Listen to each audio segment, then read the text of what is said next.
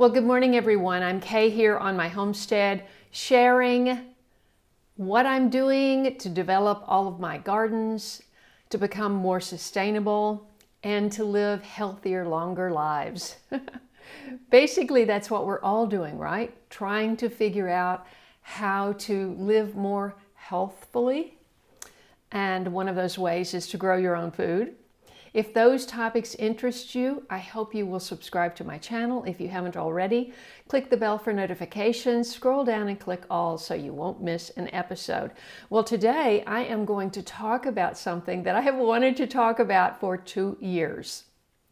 But I just haven't had, the nerve because it's a delicate subject and people don't like to talk about things.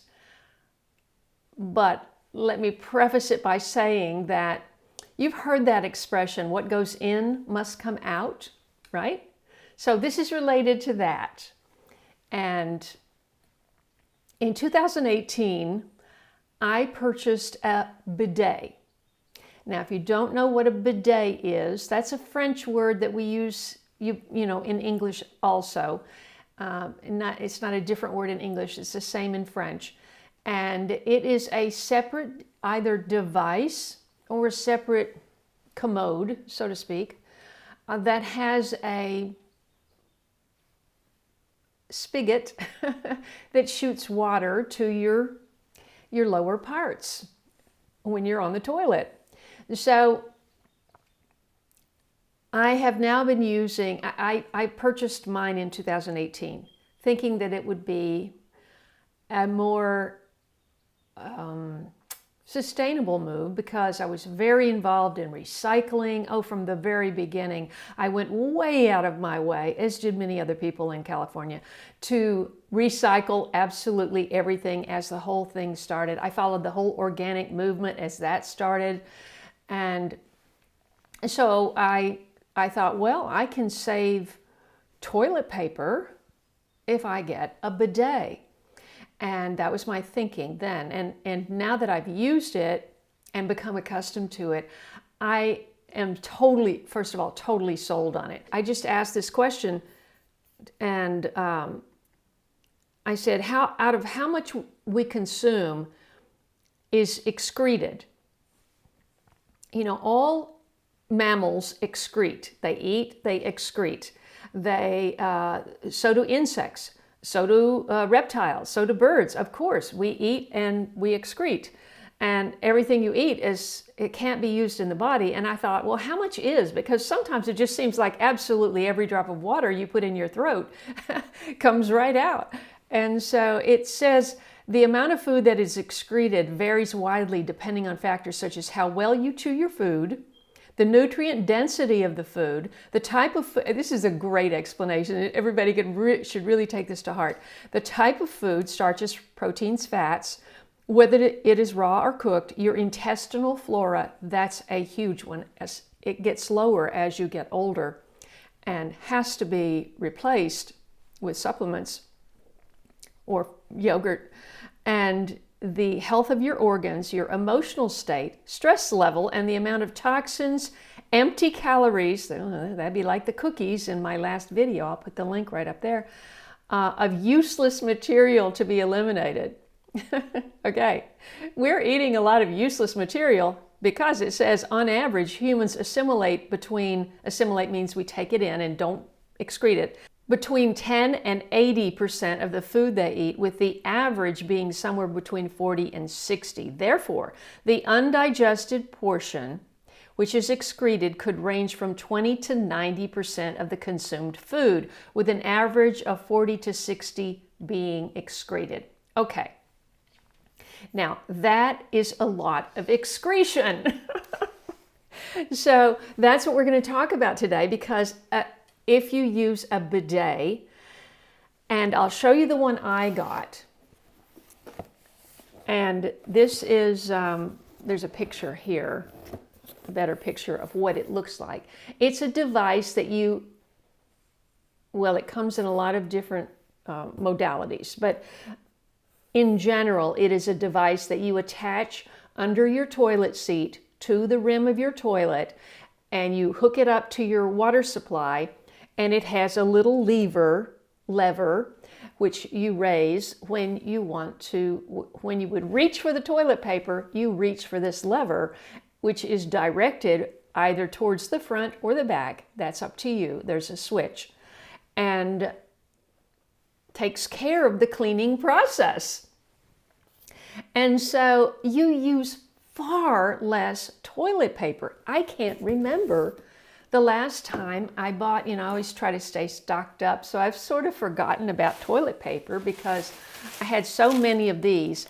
And I shopped because my mother was near a Sprouts. And of course, living in California for 32 years and eating organic food and expecting to be able to eat that sort of food, I always shopped in those kinds of stores. And I bought recycled paper products because I thought that was the responsible thing to do. So this is recycled toilet paper. It's made from 80% post-consumer waste, but it's recycled. The number one reason to use a bidet is for the longevity and health of your lower parts, okay? Because that's a lot of wear and tear. A lot of people are taking medications. Medications cause either diet, and some of the sugar alcohols in that video that I did, a lot of you came to my channel because of that video. The sugar alcohols give you diarrhea, so you're going to the bathroom a lot, using a lot of toilet paper, and a lot of wear and tear on the backside. So I just think it's a win-win to have a bidet. That's the first reason. It's going to make your backside last longer. You're going to save on toilet paper, which means you're going to save on money. Now, this is an initial investment, but something this simple, most people that are clever with tools can do this themselves. You don't have to hire a plumber. Or if you have a plumber around, coming for some other reason, just say, hey, can you pop this on? I did that. I had a plumber just doing a basic inspection. I said, would you mind just putting this on? It literally took 10 minutes. Basically, you just have to turn off the water, disengage the water line to the toilet, put on a fitting, which sends another line, and then you attach a line to that fitting, which goes to this, and then it goes back to the toilet. So, and then the other part is depending on which model you buy, because there's lots of different styles. And so you have to decide, I just looked at Lowe's, and they have a whole page of different kinds, styles, brands, and prices. They range everywhere from $39 to over $800. If you get the Mercedes-Benz model, that is, with heated seats, that requires electricity. I didn't want to do that. I wanted to keep it very, very simple. For a model like this, this goes underneath the bolts. It attaches between your toilet seat and the rim of your toilet, and you just loosen those bolts, take the toilet seat off, put this in, it's like fingers, you just put it in, put that back on, tighten the bolts, it's done. I mean, he had it done in 10 minutes, and I have absolutely loved it. Now, when I travel, I'm so used to it, rather than reaching this way for the toilet or wherever, I just reach for my little, lever, it's just sort of like your gear shift or something. And so that's the first thing. So you're going to have less wear and tear on your back side, your bottom side, and you're going to save money in the long term on toilet paper. And plus, you don't have to lug it home, these big bundles of toilet paper. The new thing, though, is now we're finding out that there are dangers in toilet paper. Have you heard of the term PFAS, which refers to forever chemicals, meaning they're forever in your body if you get them in there? Well, they're putting that in toilet paper. Don't ask me why. Don't get me started. But yes, that's true. And if I put in a search, how do I know if I have PFAS in my toilet paper? Because I was going to say, I searched all over the packet. Wait, there's one thing I didn't see. This particular paper is not made with chlorine. It's naturally bleached without using chlorine. You know why toilet paper is so white? It's because they bleach it. Who cares if it's bleached, right? You can buy bamboo toilet paper now that's made 100% bamboo, made in the U.S. It's just a really good product. And I will contact the company and see if PFAS is in that product, but I kind of doubt it since they go the extra mile to have a really healthy, sustainable product. You should do this search. You should always do your own research. I am not a doctor, I'm not a scientist. I am just sharing information that I hope will make you healthier and inspire you to grow your own food, save your seeds, and be more sustainable. So you put in a search that says, how do I know if there's PFAS in my toilet paper brand? You know, I saw at least 20 hits, so it started with Time magazine. Then I saw Echo Watch, which is a website I used to look at a lot. It says PFAS found in 21 major toilet paper brands, although brand names were not shared.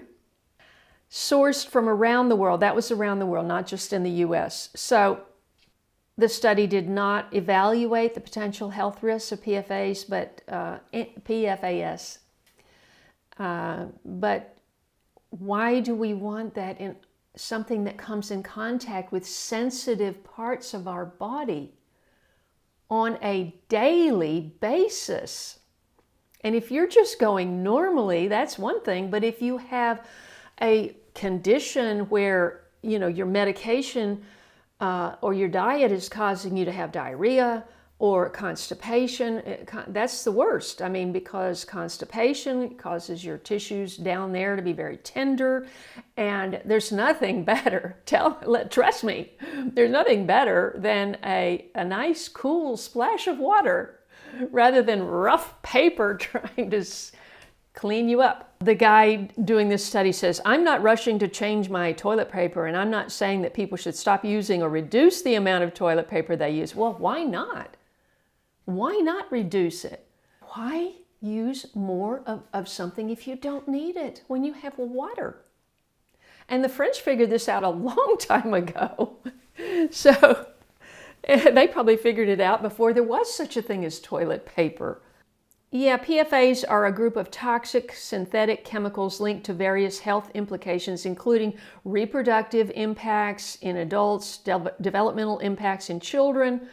And that's the last thing we want, is problems, you know, developmental impacts in children and higher risk of cancer. Okay, I don't need to go on because I've given you what you need to know to look it up for yourself.